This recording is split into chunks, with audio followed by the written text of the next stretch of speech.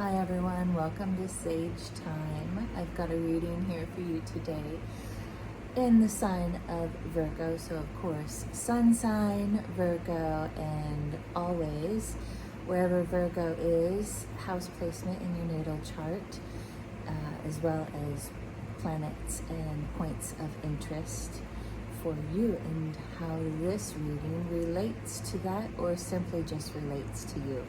So we've got a wonderful reading today, and it's one of those wonderful readings because it's not all rainbows and unicorns, and also it's very honest, and there's an incredible at the end, just this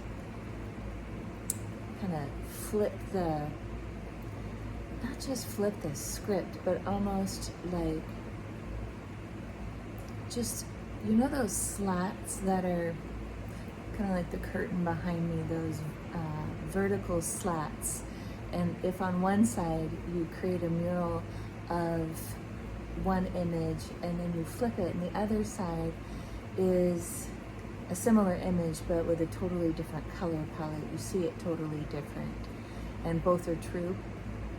And what I'm feeling today for you guys, Virgo, is that there is, once again, another portal point, another transformative threshold that is being moved through. You guys, we are moving through these cycles, have you noticed, more quickly?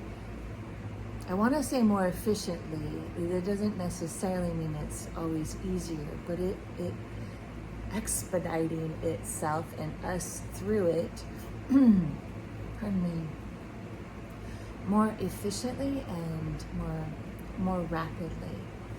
And so I see this with you today, and I see what's being highlighted for you in the first two sets of 3 cards that came out as highlighting what you, hello Jupiter, Jupiter's bringing in her blessings of good fortune to you.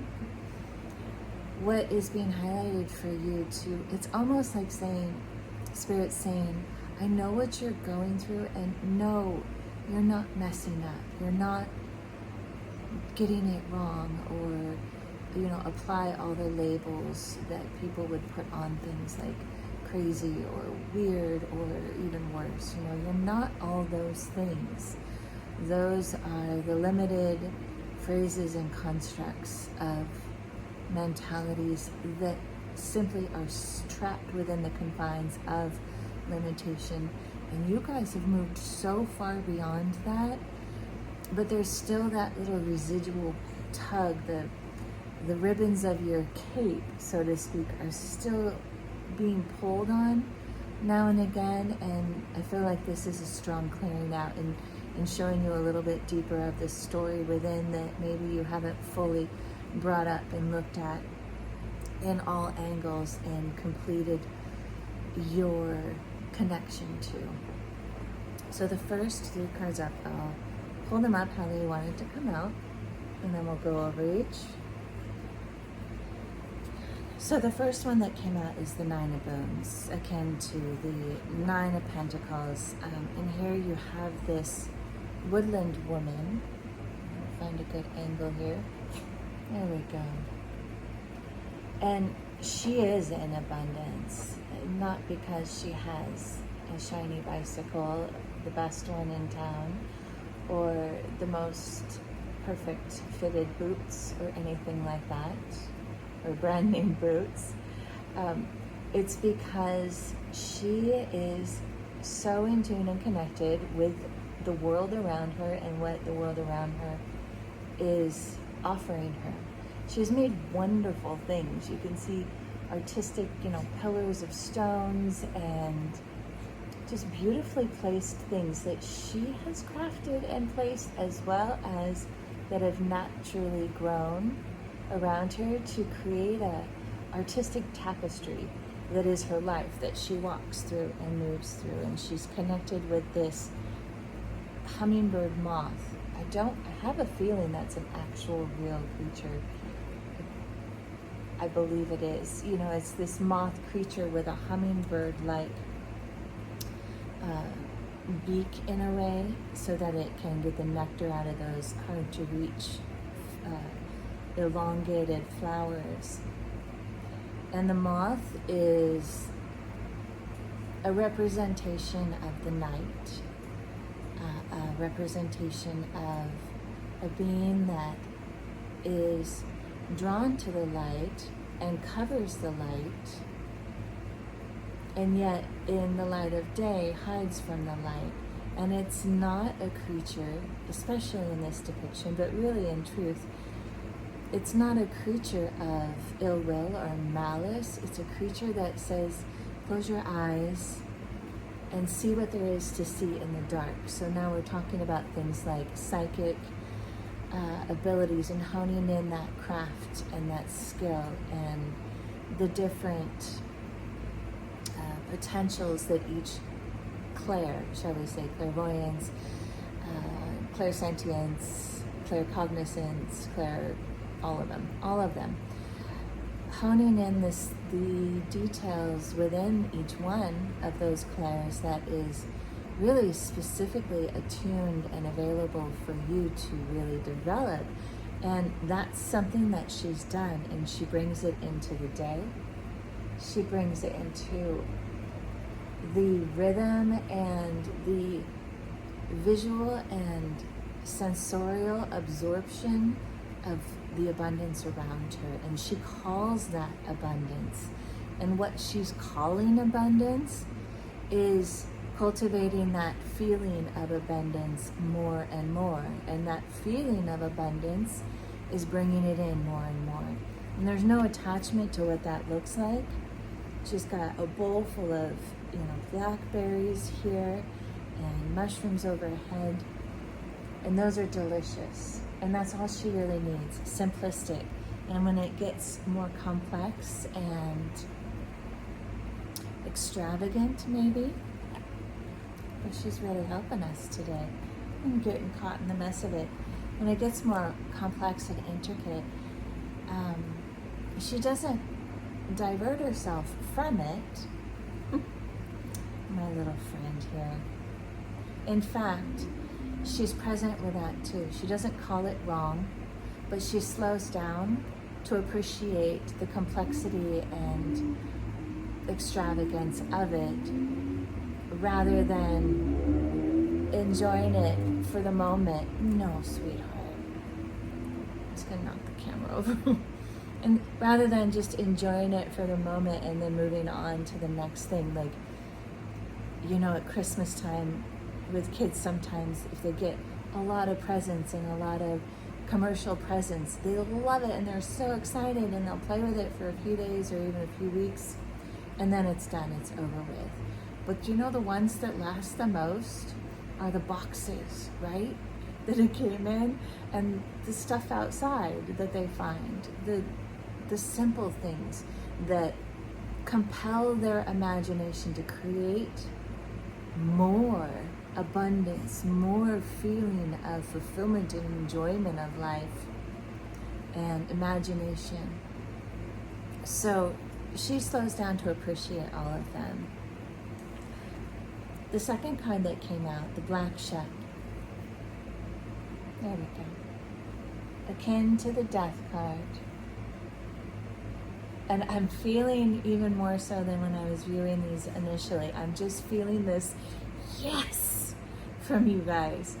Whether you're perceiving that feeling within you yet or not, I think you are. A lot of you have done this training and done these cycles enough times that when the Death card comes up, that means, okay, pressurized situation, but we've got a rebirth coming in. And so let's get on with it. And you're looking straight forward, right at it, not in an intimidating way, but I'm present. I'm doing this, and I'm going to get the most that I can out of it. You're believing in yourself more, aren't you, Virgo? Oh, joy. Okay, so on the other side of, and I'm getting with these three cards, as well as the next three, a bit of a balancing scale. So we've got the 9 of Boons on one end, the Death card in the middle, which is that lightning bolt at the top, that boom, we're going to be making a shift. And then on the other side of it is the Keeper of Challenges. And so I'm feeling this idea of, so the Keeper of Challenges has an incredible amount of wisdom. And by wisdom, I'm meaning he can see and feel and perceive the details and the circumstances of what surrounds what somebody does that is unethical or hurtful or harmful, or the other end of it too, that is beneficial. But in particular, he's the Keeper of Challenges, and so he's a bit of a Justice card, a bringing in of the Justice card. You can see his throne is arched with vines and branches and roots that form Celtic knots. So it's complex, but around him and behind him, he mutes the details and the complexities of things so he can see the broader strokes as well. So he has that detailed, keen ability to observe, as well as the broader picture to the whole story of things. But having him and the 9 of Boons lady on one or the other side of the scale, being centered by the Death card, by the Black Shuck card, is telling me that this polarity of being in the flow, being connected with abundance, can get tilted and imbalanced when we get our minds too much on,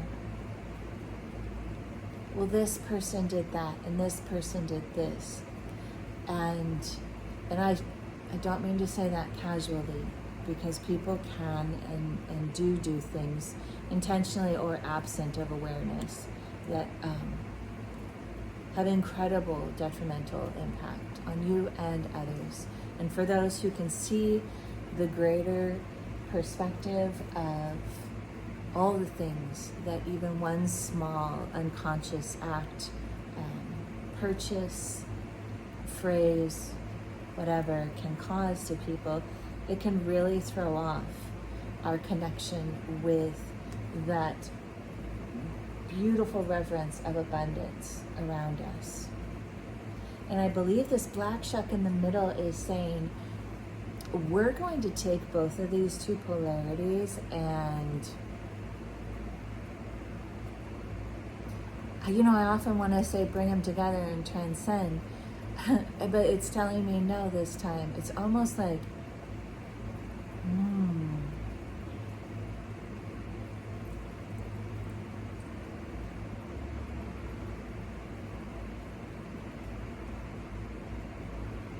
I'm hearing the word loyal from the Black Shuck. And so what's wanting to come up is this idea of your loyalty, your dedication and devotion to the idea of justice, not justice, vengeance, or vindictiveness, justice in the sense of balance. Okay, so now I'm getting it more. He's coming in and saying that your intense devotion to the ideal of justice, the higher octaves of justice, have been observed, have been noted, and are being carried with him as he travels with you through this next death and transformation portal, passageway. That's really awesome, because I didn't know that was going to come out, and I love surprises like that. So the next 3 cards that came out are a little bit, they run parallel along with the first 3, but they have different messages. So here we have the Ace of Boons, and the Starlight card on either side of the Eight of Challenges. And this is where the mind stress comes in, to use better language than maybe I would if I weren't on camera. So there's this turmoil that you have been contending with. And again, it has to do with injustice and having your head up in the stars, seeking wisdom from the cosmos. You've been tapping into your ability to connect with higher and cosmic wisdom and guidance. And it's given you also a sense of having your head in the clouds, in a sense. Because in the practical world, with this Ace of Pentacles, there are day-to-day things that need to be attended, and it creates this push and pull of how do I do the day-to-day things and stay in connection with that higher guidance. And I feel like there's been almost a segregation, more of that lately. Maybe it has to do with Mars and Taurus. I'm being shown the visual of that. And yesterday, I believe it is, maybe it's today also, or today, Mars and Taurus made a sextile with Venus in the sign of Cancer. So Mars gets slow and trudgy in Taurus. It's not its easiest sign to move through, but it also slows down enough to get things done in a practical sense, in that earthbound 3D sense. Venus in the sign of Cancer is a bit of a loving, nurturing, envelopment type of paradigm. And it does bring in this idea of the Ace of Boons. What is needed to initiate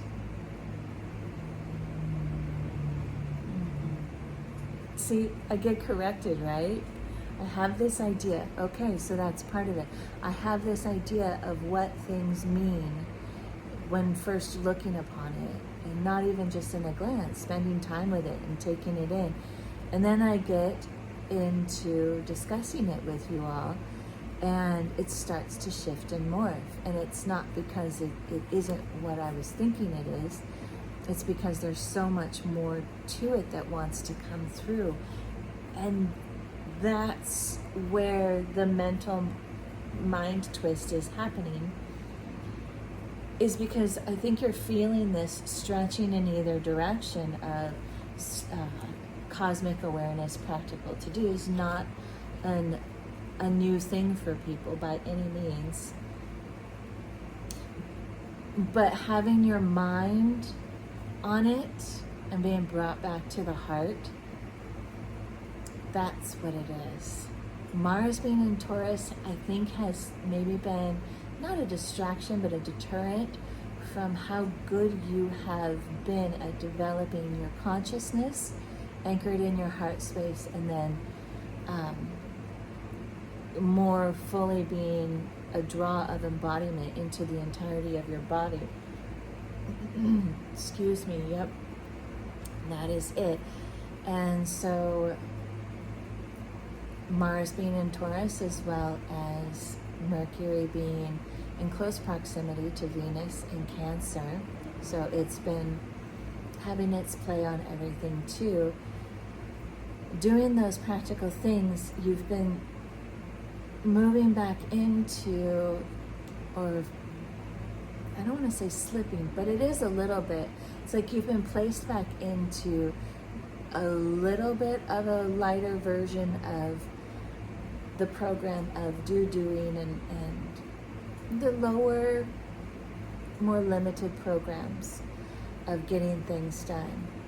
And so the big message here, I mean, honestly, the big and obvious message that is wanting you to keep remembering, because you already know this, I know you know this, I feel this, is moving more throughout your day than you have been in that conscious presence meditative state. and doing so in a way that allows you to slow down and smell the roses, right? Get in a practice of prioritizing looking and feeling and touching as you move so slowly through your day, all the things around you in a sense of wonder and gratitude, and feeling that again, and all the things you've been doing, but now allowing yourself to do more throughout each day, and remembering to slow it down, to back it up and pause, come back into the body, make sure you're fully there. Being called into the idea of a dance, maybe like a waltz, and you're doing this slow, rhythmic, fluid waltz, solo, but you're not. You are dancing, you have a partner, and it is the universe, right? Your higher self, spirit, and the spirit of everything around you. And the more you engage with the things around you at that fluid, slow pace, the more it illuminates itself to you and brings in its magic, its wisdom, its abundance, the spirit of the rocks, the spirit of the trickling stream, or the sprinklers in your neighbor's yard, and the sound of it. Everything has magic and spirit and energy and consciousness. It only asks that we connect with it, and your spirit asks that you connect with it in a way that is the highest possible enjoyment of it, delight of it, wonder of it.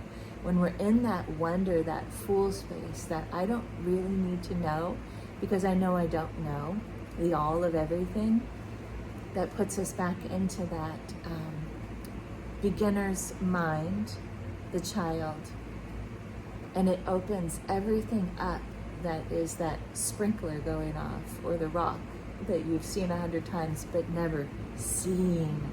It opens up what opens you up to the availability of all the wisdom that wants to come through it, through you. And so big message with that is want. Have fun, you guys. Oh my gosh. And it's a reminder to me too, with those delights, it all becomes, all the bumps and the bruises and everything can have more joy, more play, and you can get snagged on things like a kitten on a little woven blanket, and still be curious and wondrous and just kind of and even, you can lose a nail and it can hurt a little bit, but you're not ignoring that, and yet you're also staying engaged with the wonder and curiosity and playfulness of the world. And so then the last 3 cards, I decided to draw the Sacred Earth Oracle overall card before I started the reading, and 3 came out and 3 wanted to stay out. So they're a bit of, this is the solution, an imagery of the solution of the other 3 cards that were coming out.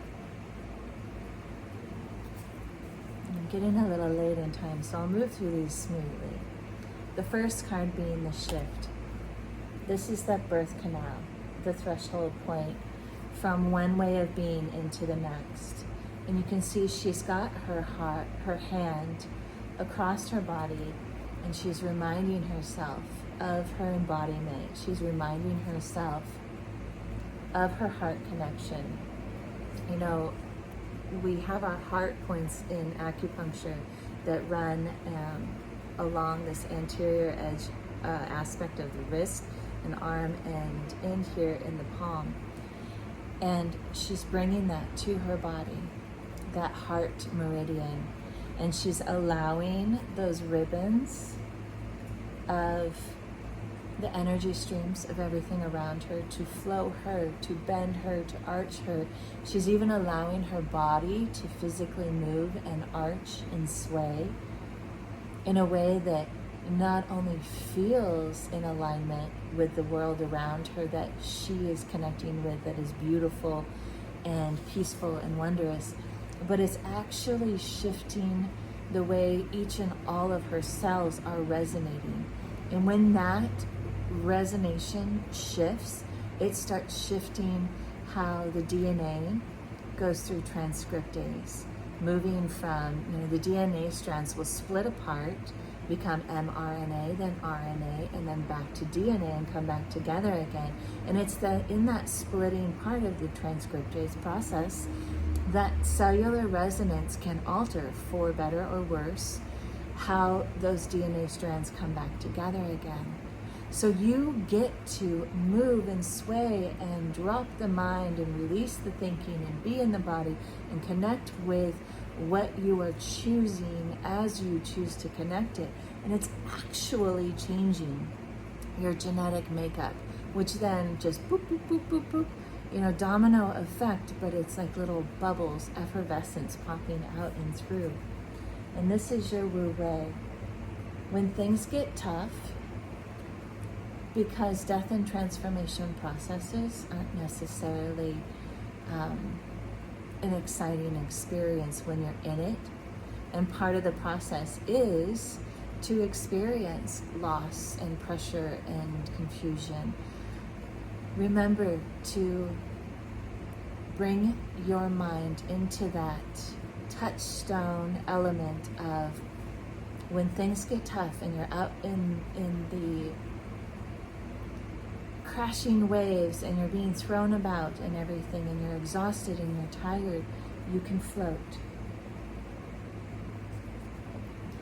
You don't have to fight the waves.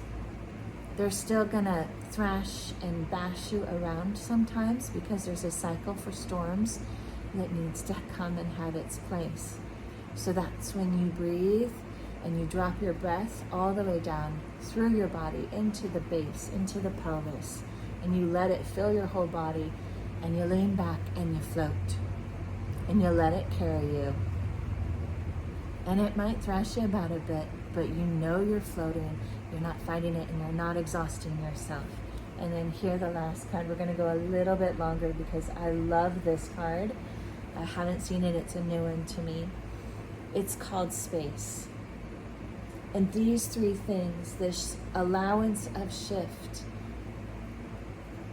heart maintenance, maintaining, devotion to your heart presence, remembering to be in the Wu Wei, to let yourself float, especially when things get tumultuous, is what's creating space for you.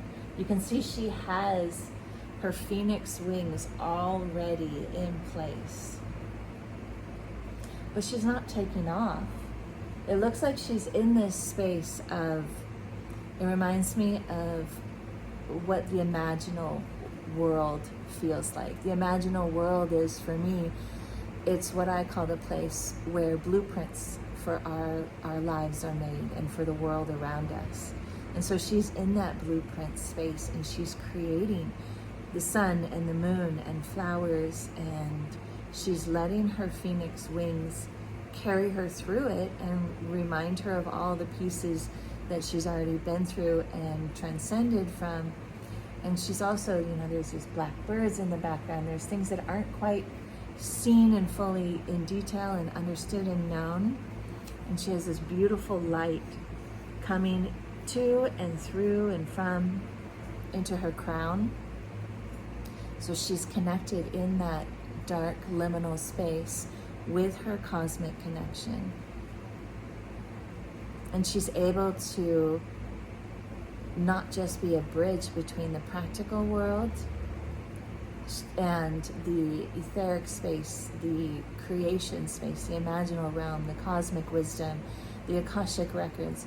She's actually able to coexist, not bifurcate, she's able to coexist in all of them at once. And now I'm seeing here at the base, all of a sudden, I don't know if you can see it, but I'm seeing this very like common reality beachfront, and you know, people on the beach and playing and doing summer things, and it's crazy and fun and chaotic and everything. And she's in that space physically and perceptively, while she's also bringing in all these other things. And this is, to me, exactly what I have always interpreted the phrase that, you know, I bring in phrases of the old constructs that felt limiting before, or from sources like, say, the Bible, right? That phrase, bringing heaven into earth, is that exactly this. It's being in the common reality, as well as the creational realm, as well as fully connected and in allowance of the flow of your higher aspects from the cosmic world. And so, what a beautiful reading, Virgos.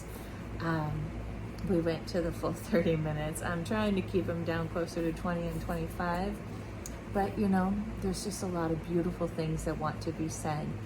And so let time, and the time it takes for things to come all the way forward and through, cycle and unveil, open the petals of the flower to reveal its entirety to you. Let that happen, and let yourself be in the flow of that, and open yourself to greater levels of patience. I'm feeling like, the word patience. But by patience, I mean allowance. All the things that are there and present, allow it to be there in that sense of peacefulness. Do this more and more. You guys are already well on your way. And so here we go, entering the next threshold. I'll see you on the other side, my friends, my kindreds. Much love to all of you.